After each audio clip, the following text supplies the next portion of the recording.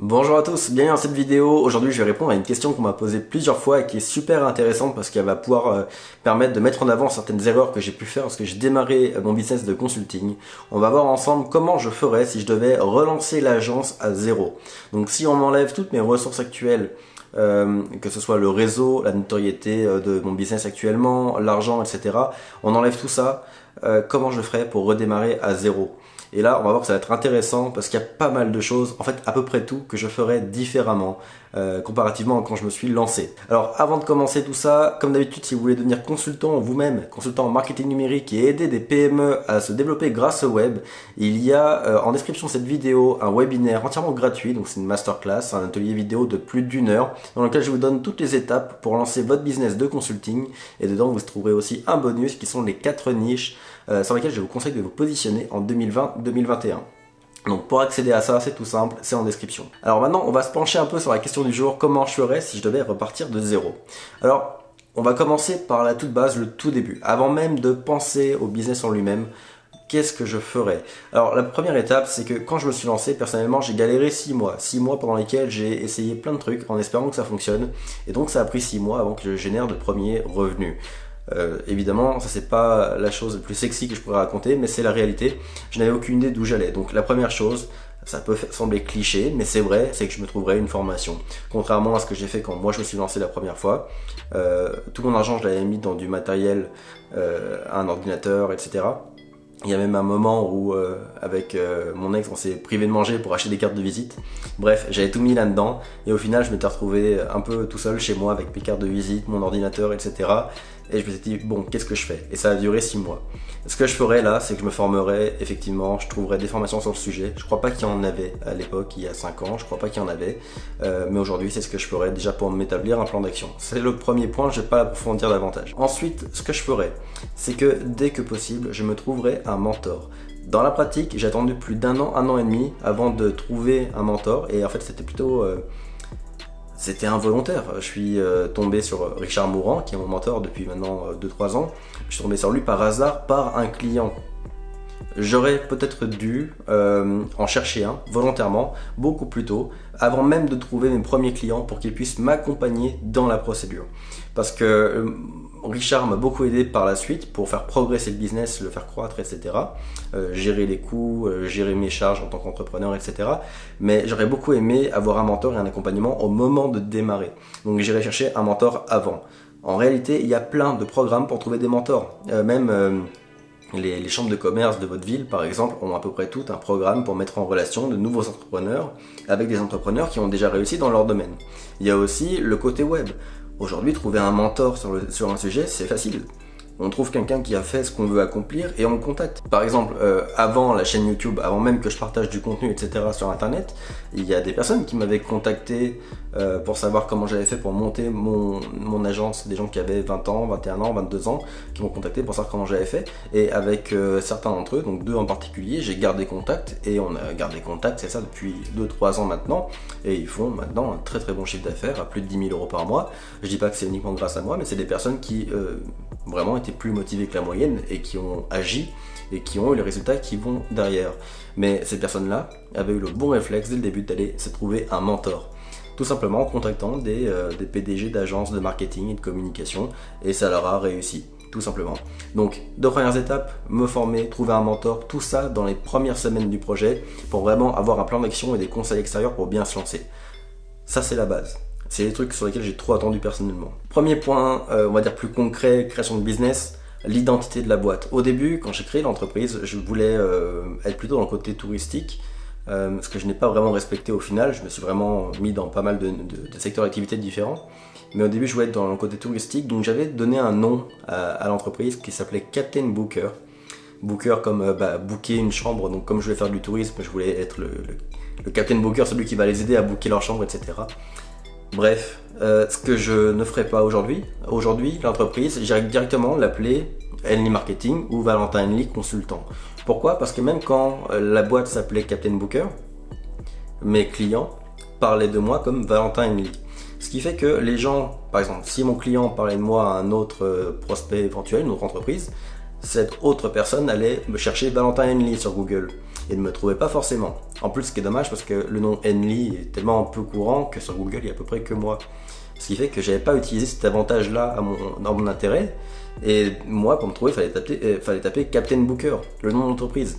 Et donc, ça marchait mal. Je perdais du référencement, j'ai perdu, à mon avis, des prospects comme ça. Donc maintenant, dès que possible, j'utiliserai le nom et prénom parce qu'on est des consultants. C'est avant tout la personne qui est souhaitée par le prospect. Et si un de vos clients parle de vous, il va utiliser votre nom à vous, pas forcément le nom de votre boîte.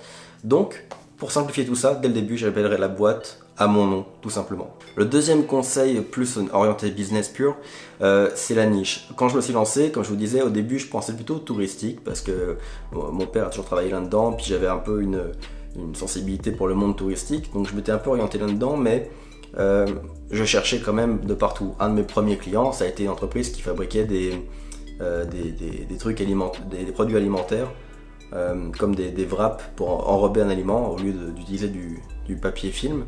Il faisait ça mais en cire d'abeille, vous voyez, c'est un truc un peu comme ça. Ça a été un de mes premiers clients. Après, ça a été une entreprise de clôture. Après, ça a été l'ordre des nutritionnistes du Québec. Bref, ça a été plein de secteurs d'activité différents. Et avec du recul, vraiment, ce que je ferais, c'est que je me choisirais une niche vraiment bien précise. La niche qui permettrait d'aller beaucoup plus vite. L'idée derrière la niche, c'est le fait que on obtient beaucoup plus vite de notoriété, de nouveaux contrats quand on se positionne en tant qu'expert sur un domaine particulier. Donc je me choisirai une niche et je me concentrerai là-dessus, on va dire pour les 6 premiers mois minimum. Après, c'est sûr et certain, au bout de 6 mois, 1 an et demi grand max, je finirai par me diversifier sur plusieurs secteurs d'activité parce que j'adore ça aujourd'hui. À chaque nouveau client, c'est un nouveau secteur d'activité, c'est des découvertes, j'adore ça. Donc c'est sûr que je voudrais le faire à terme, mais pour démarrer, je me positionnerai sur une niche. Comment choisir ma niche? Bah là, 2 possibilités.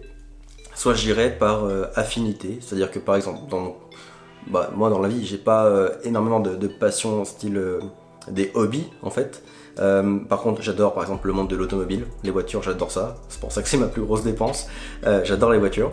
Donc peut-être que j'irai vers tout ce qui est métier en lien avec l'automobile. Moi, vraiment, ça pourrait être des concessionnaires, des laveurs auto, des boîtes qui font du detailing. Des pièces, une boîte qui fait des boîtes qui font des pièces automobiles, qui vendent des jantes, bref, tout ça, ça me plairait de ouf. Donc pourquoi pas aller vers ce genre de niche. Le truc c'est que j'ai pas de réseau là-dedans, donc j'irai les prospecter à froid et j'irai vraiment essayer de taper dans ce genre de secteur d'activité. L'autre possibilité, ce serait par exemple d'aller dans mon réseau. Alors dans tout mon réseau, si j'enlève tous mes clients et toutes mes connaissances depuis 4-5 ans, dans ma famille et dans mes amis, il n'y avait aucun entrepreneur. Personne n'avait de boîte, donc j'aurais pas pu aller voir mon oncle en disant est-ce que je peux bosser pour ta boîte. Non, c'était pas possible. Donc ce que j'aurais fait, c'est que je serais allé voir mon réseau plus ou moins éloigné. Donc déjà je serais allé voir mes parents, mes oncles, mes tantes, etc. Parce que même s'ils ne sont pas entrepreneurs, ils bossent dans des boîtes. Et ça, faut pas le négliger. Probablement que quelqu'un dans votre famille ou vos amis bosse dans une boîte qui pourrait profiter de vos services. Donc j'aurais commencé par ça éventuellement. Et là, bon, ce serait pas vraiment par... on va dire, j'y serais pas allé forcément par attrait pour le sujet, mais si, je sais pas, ma tante bosse dans un hôtel, on va prendre l'exemple, ma tante bosse dans un hôtel et je vais la voir et je signe avec l'hôtel, là j'aurais pu décider de me positionner dans l'hôtellerie. On va dire que dès que j'aurais eu mon premier client, que ce soit par du réseau ou par de l'affinité, j'aurais utilisé ce premier client, j'aurais gardé le secteur d'activité de ce premier client et je serais resté là-dedans pour les 6 premiers mois. Si je signe un hôtel en démarrant, j'aurais pris l'étude de cas du premier client pour aller en démarcher 15 autres derrière. C'est vraiment comme ça que j'aurais fait, je me serais niché dès le début. Donc comme je répète, soit par réseau, soit par affinité. 2 autres points importants. Là on va plus parler d'argent. Ce que j'aurais dû faire clairement, et ce que je ferais si je devais recommencer à zéro, c'est que le premier contrat, vu que probablement que vous galérez au moment de lancer votre projet, on est habitué quand on lance un projet à pas avoir énormément de moyens, et donc pas beaucoup de dépenses forcément. Donc ce qui fait qu'avec les premiers revenus, plutôt que d'augmenter directement mon niveau de vie, j'aurais attendu 1 mois ou 2 et j'aurais investi 100% ou autant que possible de ce que j'aurais généré pour le réinvestir directement en publicité. Personnellement, je dois avouer que en fait, pour me motiver, j'ai carrément augmenté mes charges drastiquement avant de signer mon premier client. Ce qui fait que, comme je marche beaucoup à la pression, Je me suis mis des charges de ouf, hein, plusieurs milliers d'euros par mois. Bref, et à cause de cette pression, je suis allé chercher mes premiers clients. Bon, ça a marché dans ce cas-là, mais en étant plus pragmatique, et si c'est une vérité qui doit être plus générale, ce que je ferais, c'est que je garderais des charges très très basses, un peu comme en lancement d'entreprise, comme si j'avais quasiment aucun revenu, et je prendrais tous mes revenus de mon ou mes premiers clients pour le réinvestir en pub. Je commencerai directement par ça parce que ça me permettrait tout de suite de me créer toute une liste de nouveaux prospects et éventuellement de faire x2, x3, x4 dès le deuxième mois. Ça, c'est un premier point. Donc réinvestissement total en publicité ou en moyens de vente, c'est-à-dire que si, je donne un exemple, mais au début, j'avais pas les moyens de me payer une voiture ou l'essence pour aller voir un client à 100 km de chez moi. Cet argent-là, j'aurais dû peut-être le garder pour ce genre de déplacement professionnel, pour aller voir des clients, pour me payer des outils qui permettent de faire des visioconférences de qualité avec des clients. Vous voyez, j'aurais réinvesti directement cet argent-là dans des outils qui me permettraient de vendre, plutôt que d'augmenter mon niveau de vie ou de payer le niveau de vie que j'avais déjà augmenté avant de trouver mes premiers clients. Ça, c'est une question de gestion de l'argent. Je pense que ceux qui vont avoir la croissance la plus rapide et le succès le plus rapide, c'est ceux qui vont apprendre à réinvestir le plus possible dès le début. Après, on s'entend que quand on a galéré pendant plusieurs années, ou qu'on n'a jamais rien connu d'autre, quand on commence à faire de l'argent, c'est normal de dépenser un peu. Je pense qu'il faut le faire aussi. Dans les 6 premiers mois, il faut se faire plaisir. Il faut se permettre un niveau de vie qu'on n'avait jamais eu jusqu'à présent, parce que au final, il faut se motiver pour persévérer et pour garder le même niveau de motivation. Donc c'est important quand même de se faire plaisir. Par contre, effectivement, avec du recul, pas le premier mois ni le deuxième mois. Vraiment, ces 2 premiers mois-là, on emmagasine un max de capital pour le réinvestir au plus vite dans de la pub et autre chose pour faire un effet de levier en fait. Donc ça, c'est un autre point. Et maintenant, un dernier point. Une fois que je suis bien positionné sur ma niche, que mes premiers contrats, j'ai gardé le capital pour réinvestir, etc. Ce que je ferais, c'est qu'une fois que j'avais atteint un certain palier, la première année, j'avais beaucoup radouci la vente. C'est-à-dire que je m'étais beaucoup basé sur mes contrats acquis et j'avais arrêté de prospecter. J'avais arrêté de développer de la nouvelle clientèle. Et avec du recul, pour encore plus de croissance et plus rapide, j'aurais préféré moins dormir, travailler pour mes contrats habituels et garder au moins 2 à 3 heures par jour pour continuer à faire de la prospection. Même si on passe de 0 à 10 000 par mois, c'est déjà très bien, on peut être très heureux comme ça, mais il faut penser à l'avenir, il faut penser à la croissance. Et probablement qu'il est possible d'aller beaucoup plus vite si plutôt que de s'endormir sur ce qu'on a déjà, on continue d'aller chercher davantage. Et ça m'aurait permis, je pense, d'embaucher plus tôt, de monter une structure plus complexe plus tôt et de réinvestir encore plus tôt. Donc vous voyez, même si globalement je m'en suis pas trop mal sorti, ça a été quand même assez long. Donc tous les choix que je vous dis là, finalement le but ne serait pas tant de gagner plus ou autre, ce serait plus de tout refaire en beaucoup plus rapide pour que on va dire le seuil intéressant comme je l'atteins entre 6 et 8 mois après le début de la boîte, j'aimerais qu'il soit atteint en 2-3 mois maximum. Et donc je pense qu'en mettant tout ça en place, j'aurais pu vraiment accélérer le processus de la création de boîte et de l'atteinte d'un certain palier intéressant. Ça, c'est le premier point. Et je termine encore avec un autre truc auquel je viens de penser, une grosse erreur. Ça revient un peu à la gestion du cash, mais je dépenserai beaucoup moins en charges fixes au début de ma boîte. J'ai fait l'erreur, au début de la boîte, de me prendre un bureau. Erreur fatale. Un bureau, c'est une charge fixe, il y a un bail commercial qui est relié à ça. Moi, c'était un truc c'était à Montréal, donc c'était 1 000 $ par mois environ, peut-être même plus, je me souviens plus du chiffre. Mais bref, c'était plus de 1 000 $ par mois, c'était con. Quand on démarre, on est seul. Moi il y avait un enfant à la maison, etc. Je voulais un espace de travail un peu séparé, mais j'aurais dû aller bosser dans un café ou dans une université. J'aurais jamais dû m'ajouter une charge fixe comme un bureau. Donc le truc que je n'aurais pas fait, c'est m'engager dans des charges fixes comme ça.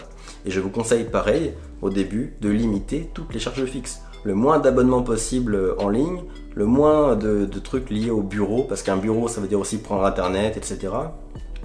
Bref, évitez un maximum les charges fixes qui vous mettent un seuil de rentabilité élevé dans les premiers mois. Ça peut venir par la suite, c'est normal de vouloir un bureau par la suite si vous êtes plutôt sédentaire, mais pas au début. Au début, on limite les charges fixes pour avoir un maximum de cash à la fin du mois pour réinvestir un max dans la pub et dans la vente. C'est vraiment le principe clé que je mettrais en place si je devais repartir de zéro. Donc voilà, ça fait quand même quelques conseils. J'espère que la vidéo vous a plu. C'est vraiment ce que je ferais si je devais repartir. Après, c'est sûr que ce qu'on obtient au fur et à mesure, le réseau notamment, la notoriété d'une marque. Par exemple, aujourd'hui, si un prospect vient me voir, il y a 90% de chances qu'il ne me demande plus mon portfolio ou mes réalisations ou autre, parce que probablement qu'il aura eu des échos positifs par une autre entreprise. Donc il y a plein de choses comme ça qui se facilitent avec le temps. C'est vraiment mes conseils là, c'est vraiment pour le début. Comme pour la niche c'est bon pour 6 mois à 1 an. Après, si vous avez envie de vous éclater dans d'autres domaines, bah allez-y. Au contraire, si par exemple vous aussi vous aimez les voitures, vous kiffez de travailler avec des concessionnaires et des trucs comme ça, et que vous arrivez à un stade où vous avez des concessionnaires dans les marques que vous préférez, si vous kiffez, bah continuez de travailler que là-dedans. Mais on va dire que avec le temps, on peut se permettre plus de choses. Mais pour le début, ce que je dirais, c'est de se focus sur gagner de l'argent, garder cet argent et le réinvestir dans des effets de levier qui vont accélérer votre croissance. C'est vraiment mes conseils. Donc voilà, bon, j'espère que ça vous aura plu. Si ça vous a plu, bah, n'hésitez pas à aimer la vidéo, la partager et vous abonner à la chaîne. Je fais plein d'autres vidéos comme ça sur le consulting, le SMMA et le marketing numérique en général. Et écoutez, bah, si vous voulez devenir consultant, il y a, comme je vous l'ai dit en début de vidéo, une formation gratuite de plus d'1 heure sous format vidéo qui est en description de cette vidéo. Donc sur ça, je vous dis à très bientôt pour une prochaine vidéo.